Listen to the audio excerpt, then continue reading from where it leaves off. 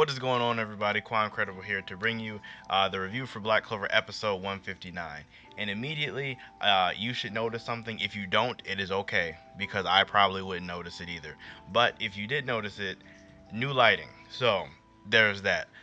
If it's a little harsh, let me know in the comments and I'll tone it down a little bit. I'm still trying to get the hang of lighting in general, but I think I found a good like setting for it. So let me know if it's like a lot. But anyway, 159 the episode. It's funny too because I remember when this chapter came out, because I want to say this was like maybe one or two chapters worth of an episode, and I remember people were kind of like about it, and I feel like this will be an episode that people will be kind of about, just because like we're into the post time skip, and not a lot happened in this episode, at least like in terms of what people probably want to see. But there was a lot of stage setting here. Like there was a lot of like setup for the things that are going to be important later. At least in the later half of the episode, not really so much in the beginning. But basically, in the beginning, it was just the Heart Kingdom group being Asta, Finral, Leo, Luck, Noel, Mimosa, and Nero, kind of all being together in front of Laura Pechka, kind of just going over what had just went down. All they basically did was just stop some of their fortresses and take up a base in one of their towns, and and set up a clone of Undyne in the town as like a foothold, which is pretty important for war type stuff. Really important.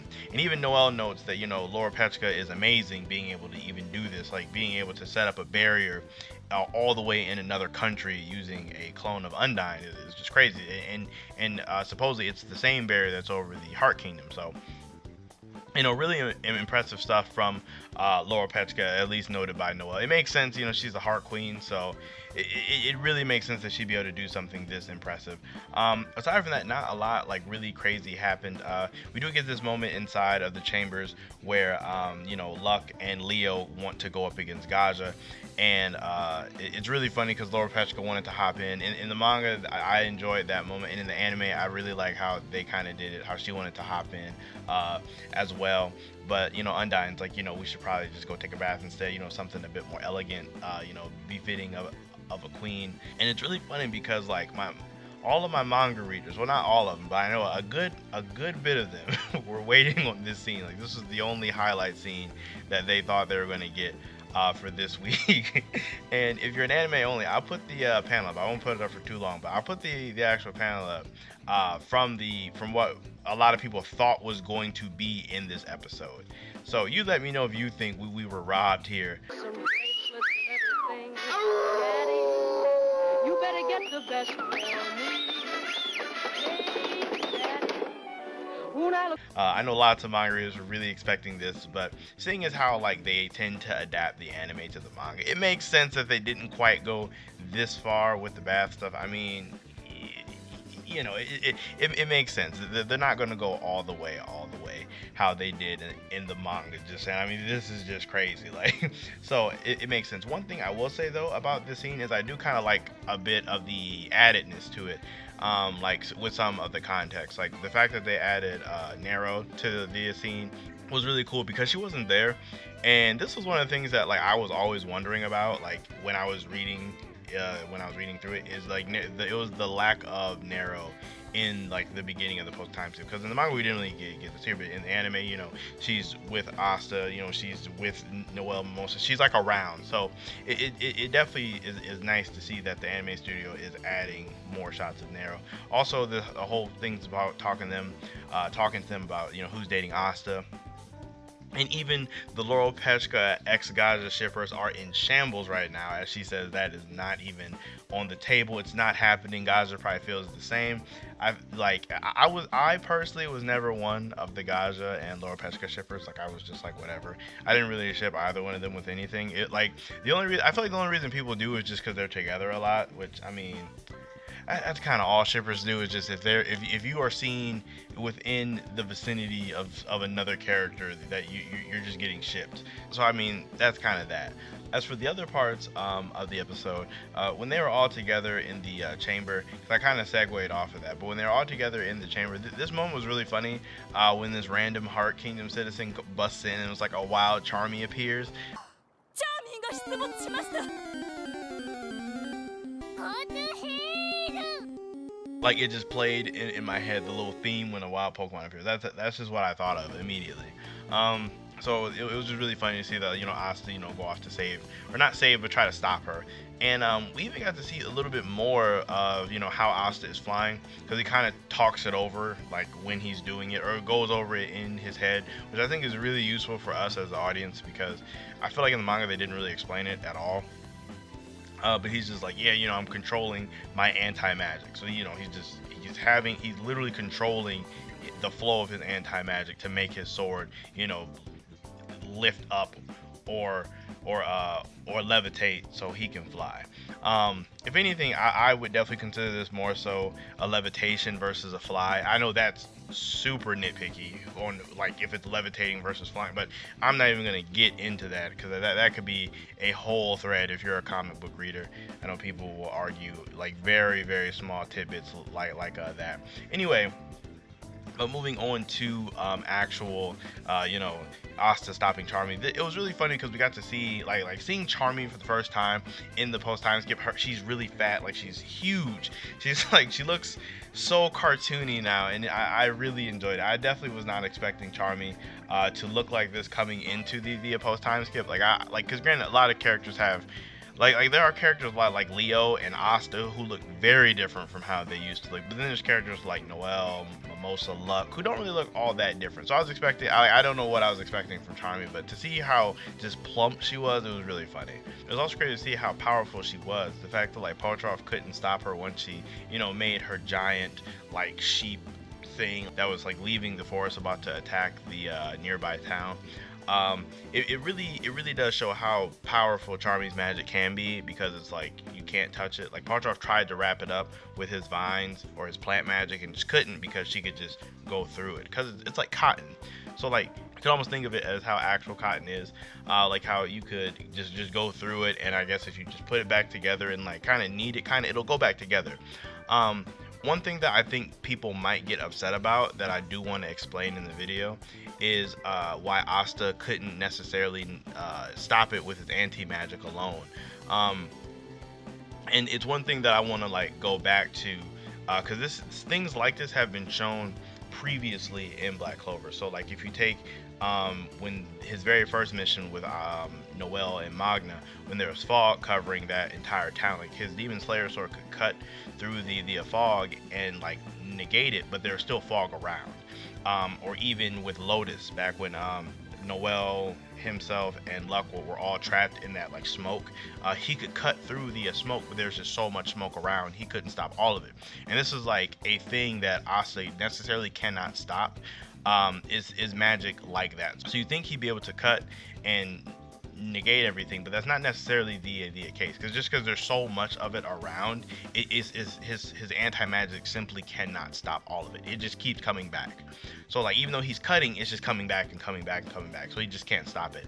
So basically his swords don't really work on magic like that. I mean, it does work per se, but it isn't as effective as people may think it would be. It isn't anything as crazy as I feel like people might blow it up to be.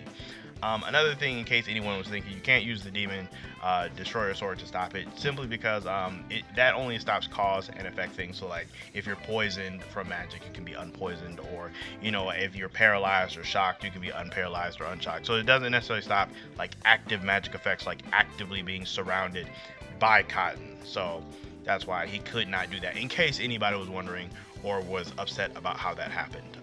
Another part of the episode, it's funny, I feel like I'm on the like another part. I said earlier that not a lot happened, but like when you think about it, there was multiple parts to this episode of things happening. It was like a bunch of very small incidents in one episode, which is kind of cool, I guess, now that I'm like talking it out loud.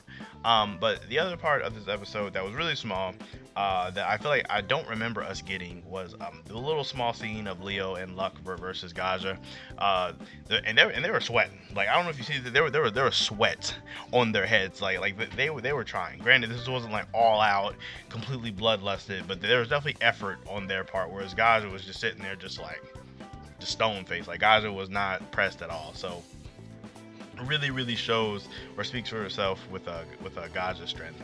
But no, actually on to the other more important part of the episode, and that would be the stuff with fact that we finally get to see in the post time skip for the first time. His design isn't really all that different. I mean, he has a similar like vest thing, similar to everybody else, how it's kind of more open now.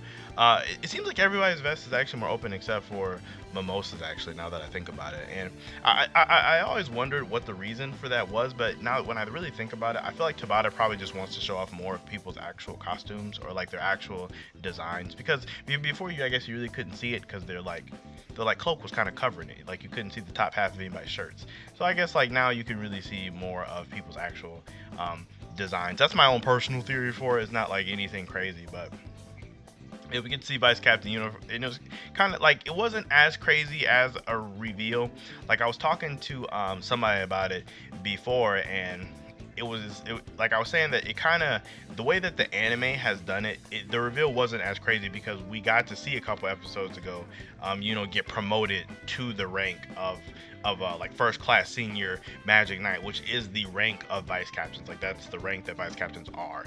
So I guess it wasn't that shocking to see him become the vice captain, I guess. I mean, not that that's bad, but it just took away from the shock, I guess. And then to see him fight Langris and see how Langris left, meaning that there's no vice captain of the Golden Dawn. He more than likely, like we didn't get to see it, but probably became the official vice captain like shortly after that. I can't imagine this was a recent thing. It even also seems like he's kind of like very set into his position. I mean, we got to see literally a glimpse of it, but it just seems like he is.